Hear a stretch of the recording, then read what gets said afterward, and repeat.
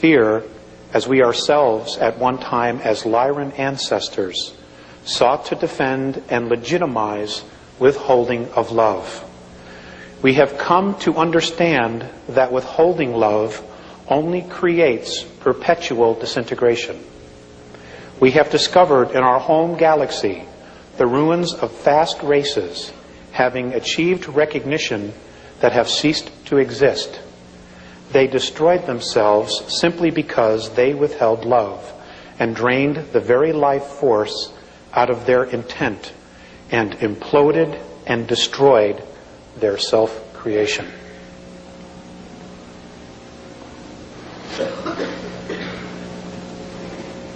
Fear is the opposing projection to original intent. The first projection of fear is denial.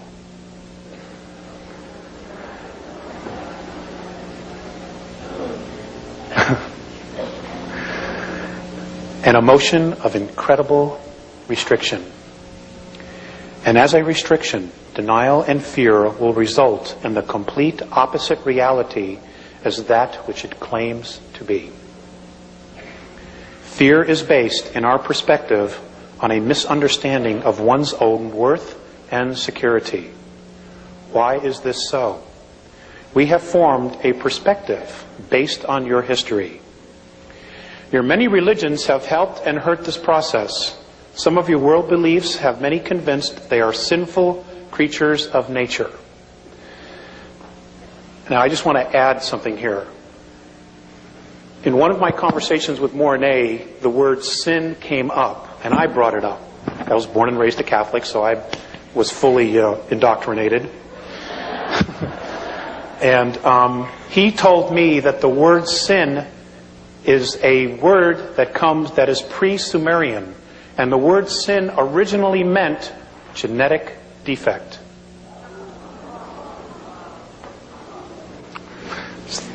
So maybe that'll help you with a perspective when you read the Bible again, if you should read it again. Some of your world beliefs have many convinced they are sinful creatures of nature. Your sciences teach that your physical form is a pool of chemicals thrown together by accident, so that you are all an accident. Living meaningless lives of chance. And folks, the first group of ETs that get here, who are not going to be benevolent and they're going to pass themselves off that they are going to be telling you that basically that we are their creation, that they own us because they created us. And the fact of the matter is, they didn't.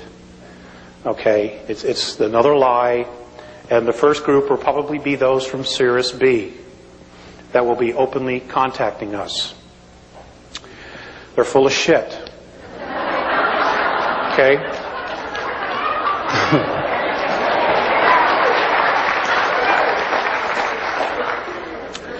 You know, the game continues, and a lot of people are going to fall for it because the earth will be going through changes, and they'll come down and we'll save you, and, you know, this is the way, and so on and so forth. And, you know, basically what they're going to do is they're going to use our free will against ourselves. Because that's what you have. That's all you have, is your free will. It's the only true sovereignty you have in this menagerie of a holograph which we call existence. Okay, you are because you want it to be. It's that simple. And if you don't want to be, then you can change that too. But it's your decision. Okay, it continues. I'm sorry.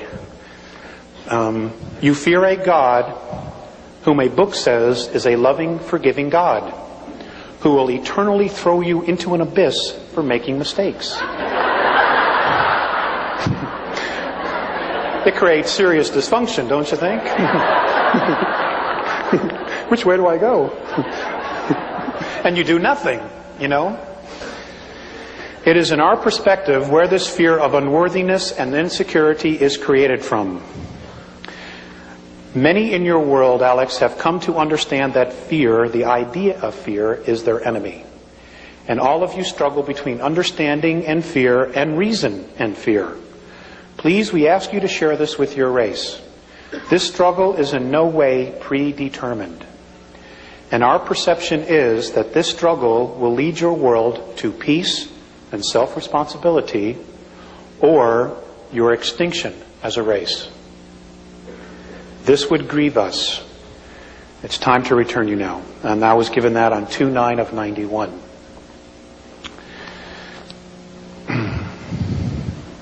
So,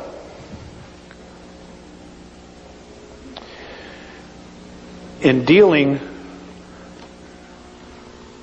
with the reflections that Morine and Phaseus have given me about our race, it's been difficult to want to come back, especially when I've seen how they treat each other. The very first time I was taken on board an Andromedan mothership, I have actually spent 3 months with them. I lived with them for 3 months in 1986. But but in our linear time, I was only gone 18 minutes. Time travel is a great thing. You know, I was home to make car payments and everything else.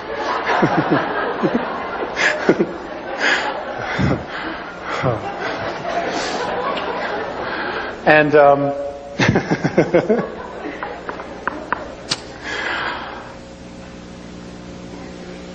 I forgot where I was going with that.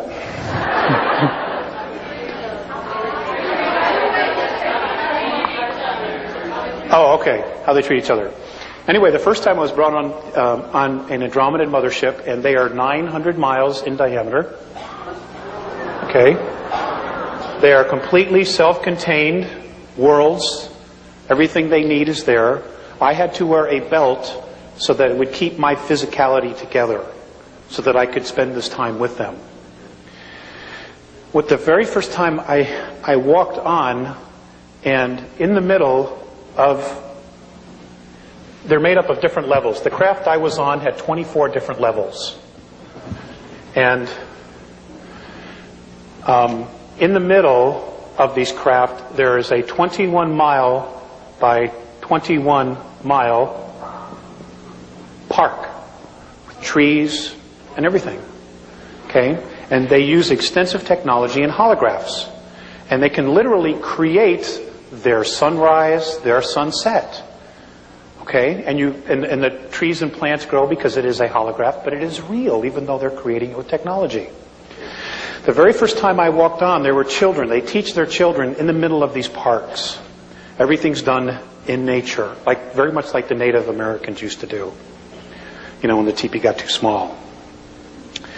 And I walked on, and there were a bunch of children there. And as we walked out of a corridor, down a corridor, and out into this huge space of what looked like, could be anywhere, like Agura Hills or someplace out here, a park, the children moved away from me. And I was like really hurt. You know, I was like, oh man. And Morine immediately picked up what I was feeling, and he said, "It isn't you. We have been teaching them about your race."